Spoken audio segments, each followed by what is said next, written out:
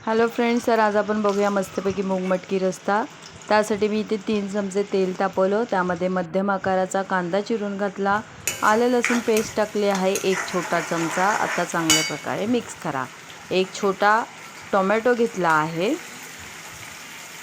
थोडासा टोमॅटो परतला की त्यामध्ये आपल्याला घालायचा आहे मसाले।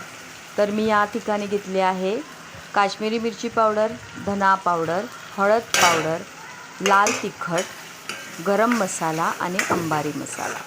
अशा प्रकारे आपल्याला हे सर्व मसाले थोडेसे फ्राय झाल्यावर त्यामध्ये मोड आलेली मूग मटकी टाकायची आहे। आता हा जो मसाला आहे त्यामध्ये ही मूग मटकी चांगल्या प्रकारे फ्राय करून घ्या। एक 5 ते 7 मिनिटं चांगल्या प्रकारे फ्राय करून घ्या।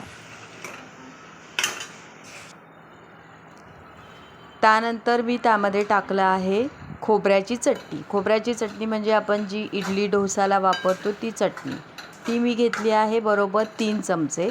आता ह्या ज्या मूग मटकीमध्ये मी हे मसाला टाकला आहे खोबऱ्याचा, तो चांगल्या प्रकारे मिक्स करून घेतला। त्यानंतर मी त्यामध्ये टाकलं आहे चवीनुसार मीठ। आता हे चांगल्या प्रकारे मिक्स करून घ्या। चांगल्या प्रकारे 2-3 मिनिटं परतून घ्या।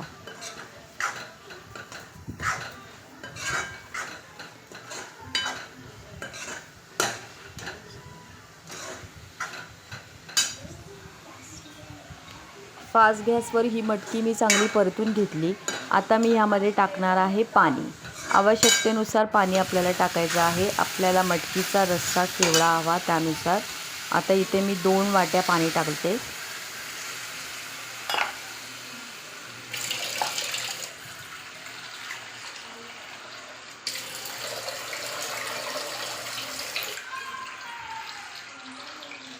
दोन 3 वाट्या पाणी टाका तुम्ही आणि चांगल्या प्रकारे मिक्स करून ह्यावर झाकण ठेवा।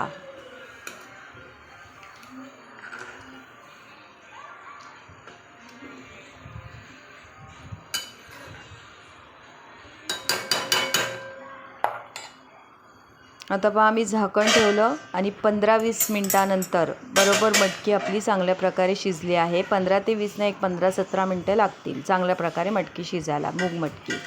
आता आपला हा रस्सा खाण्यासाठी रेडी आहे।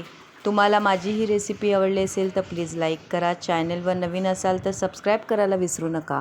असेच नवनवीन व्हिडिओ पाहत राहा। तोपर्यंत बाय बाय, टेक केअर।